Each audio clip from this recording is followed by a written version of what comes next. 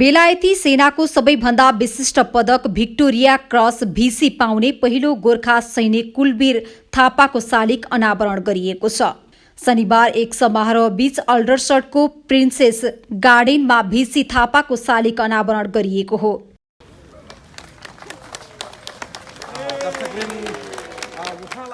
बिहान 10:45 सुरु भएको कार्यक्रममा शालिगको अनावरण ह्याम्पसायरका deputy lord lieutenant Manikumar Rai, MB, बेलायती रक्षा राज्य मन्त्री तथा सो क्षेत्रका सांसद लियो डोकेटी, बेलायतका लागि नेपाली राजदूतावासबाट डीसीएम रोशन खनाल र सेनाका तर्फबाट लेफ्टिनेन्ट जनरल ENA केपसिबीले गरेका हुन्। अनावरण पूर्व बौद्ध परम्परा अनुसार लामाले र हिन्दू परम्परा अनुसार पण्डितले मन्त्र वाचन गरेका थिए। बेलायती महारानीको प्रतिनिधिका रूपमा स्थानीय काउन्टी ह्याम्पसायरका डेपुटी लर्ड लेफ्टिनेन्ट, बेलायतका लागि नेपाली राजदूतावासबाट डीसीएम खनाल, बेलायती रक्षा राज्य मन्त्री तथा सो क्षेत्रका सांसद लियो डोकेटी, रसमोर बरो काउन्सिलका mayor Bruce Thomas, mayor Bishnu Gurung, सङ्घ संस्थाका अध्यक्ष लगायत बेलायती सेनाका उच्च अधिकारीहरूको उपस्थिति रहेको थियो। शालिग अनावरणपछि विशिष्ट अतिथिहरूले भिसी थापाको शालिगमा पुष्पगुच्छा चढाएका थिए। मूर्तिकार एरी गुडमेनको पनि उपस्थिति रहेको थियो। भिसी थापा लगायत दिवंगत गोर्खा सैनिकहरूको सम्झनामा 2 मिनेट मौन धारण गरेपछि अतिथिहरूले मन्तव्य व्यक्त गरेका थिए। राइफलमैन कुलवीर थापा सम्बन्धी संक्षिप्त विवरण। विक्रम सम्वत 1888 मा वडीघाट गाउँ दर्लिङ, बागलुङ, नेपालमा जन्मिएका भिसी कुलवीर थापा मगर जाति थापाका थिए। सुरुमा उहाँ तेस्रो गोर्खा राइफल्सको पहिलो बटालियनमा भर्ना भएका थिए, तर सन् 1914 मा प्रथम विश्वयुद्ध सुरु भएपछि उनलाई फ्रान्समा सेवा गर्नको लागि दोस्रो बटालियनमा सरुवा गरिएको थियो। 1915 को सेप्टेम्बरमा 3 गोर्खा राइफल्सलाई नर्व शपालको अझ ठुलो लडाइँमा भाग लिन खटाइएको थियो। दुर्भाग्यवश एउटा पूर्व जर्मन बमबारीद्वारा प्रहार गरेको बम टुथ र जियरले थामिराखेको भागमा लुकाइराखेको ब्रिटिस ग्यासको गोलाको बाक्सहरूमा लाग्यो, जसको कारणले गर्दा गोर्खाहरूले आफ्नो आक्रमण ग्यास मास्क लगाई गर्नु पर्यो। हताहत हुने सङ्ख्या अति नै धेरै थियो। कुलवीर थापा एउटा सैनिकहरूका टोलीको जवान थिए र अति नै कठिनाइका बावजुद पनि उनीहरू लड्दै जर्मनको खाडलभित्र बढ्दै थिए, तर यसो गर्नाले आफू बाहेक त्यस टोलीका हरेक जवानहरूलाई मारिदिएका थिए। कुलवीर थापा आफू घाइते भए तापनि 2nd लेस्टरशायर रेजिमेन्टका एक घायल ब्रिटिस सैनिकको सामुन्ने आए र सो ब्रिटिस सैनिकले विरोध गरे तापनि उसको साथमा बाँकीको दिन र रातभरि बसे र 26 को बिहानको झिसमिसेमा घायल सैनिकलाई जर्मनको तारबाट फर्की त्यहाँ भएको अलिक सुरक्षित स्थानमा लिएर आए। त्यसैपछि उनी फर्केर गई घाइते भएका 2 जना गोर्खालीहरूलाई पालो पालो गरी बोकेर ल्याए।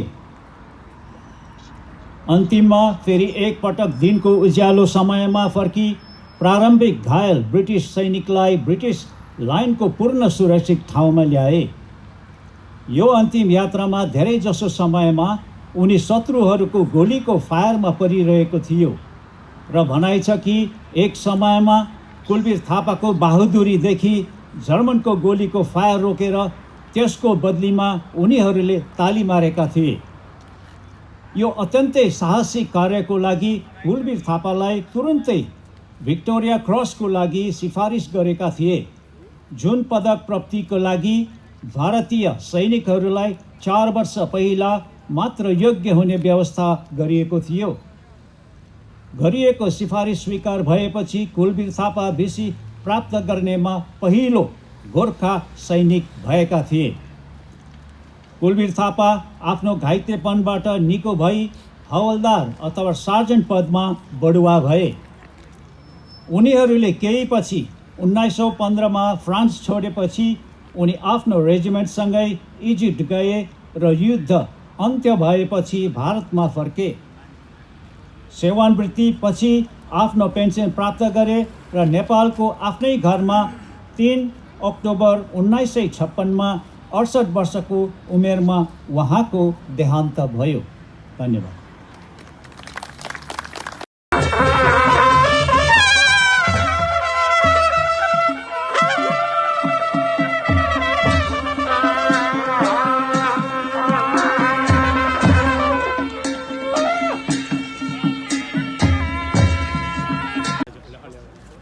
Ladies and gentlemen, for those of my vintage or older will remember in the days of Hong Kong after the Nepal Cup, a very senior general appeared when he was asked to give a speech at the end of the Nepal Cup, and he said, "Ratayo, Paniayo, Bopaniayo, Bhatandinu."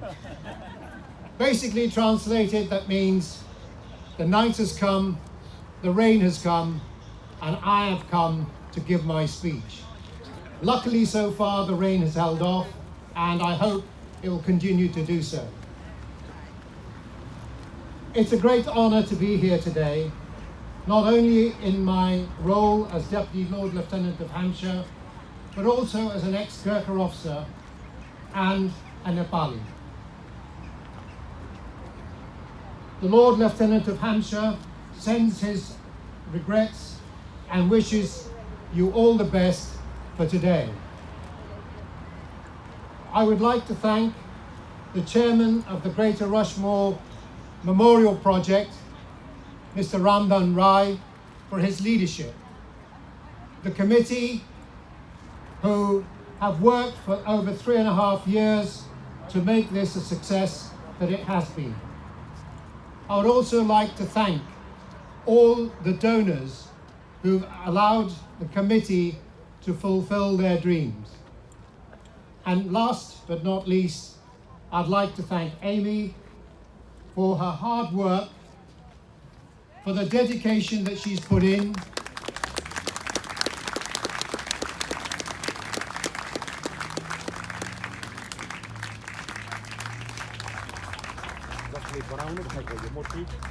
the research that she's put into the work, and I'm sure you will all agree that she has put in the love of labour in order to finish this on time and to the standard that we had expected. Like the Queen's Green Canopy project today, Gurkhas were planted as a small sapling by the East India Company in India in 1815, 206 years ago. That sapling has now grown into a mighty oak, the bark of which has many, many battle honours and lots of awards for gallantry surrounding it.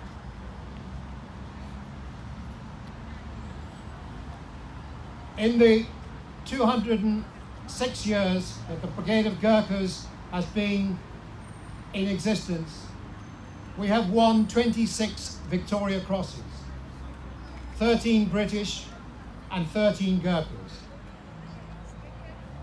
The Gurkha oak remains thriving and vibrant with the help of the Gurkha Museum, who provide our history and heritage, to Headquarters Brigade of Gurkhas, who look after our service personnel and their families, the Gurkha Welfare Trust, who look after our Gurkha veterans and widows in Nepal, and finally the Gurkha Brigade Association, which look after our veterans here in UK. Kulveet Thapa was 26 years old. He was in the 2nd Battalion of the 3rd Queen Alexandra's Own Gurkha Rifles. He, as you've already heard, was the first Gurkha to be awarded the Victoria Cross.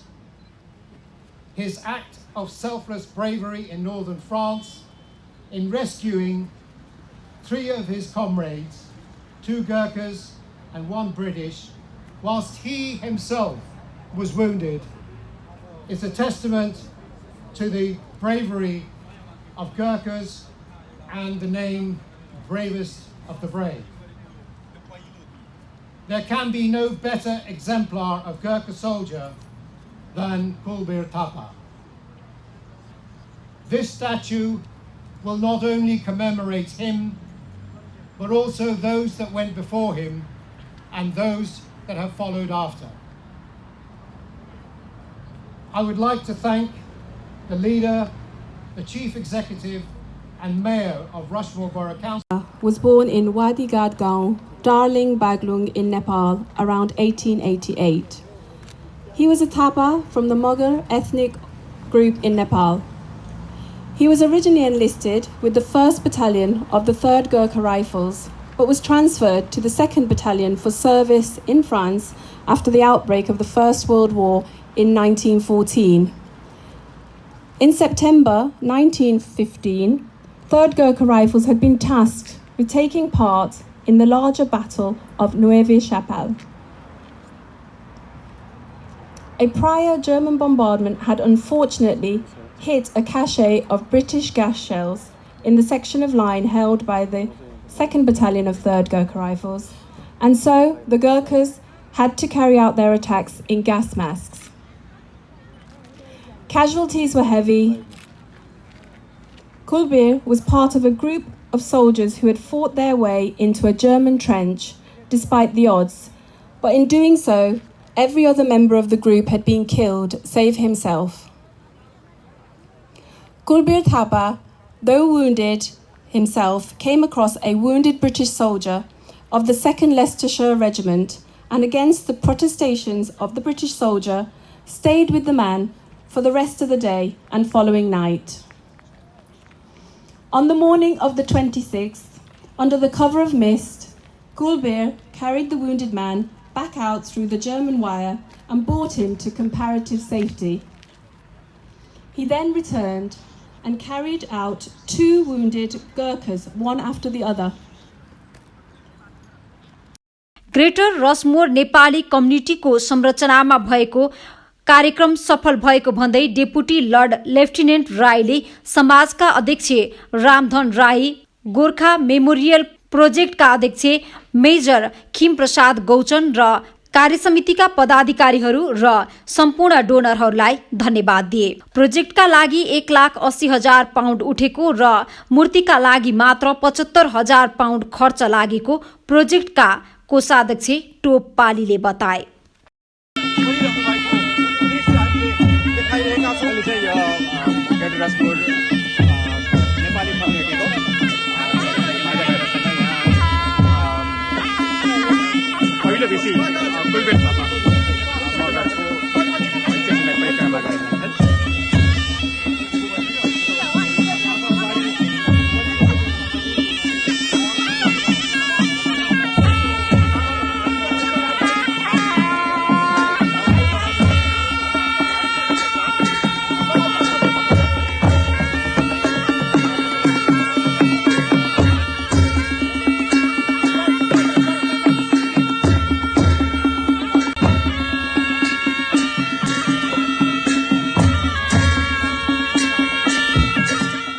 सबैको मनभित्रको समाचारको लागि Gorkha media YouTube च्यानललाई like, subscribe, comment र share गर्न नबिर्सिनुहोला।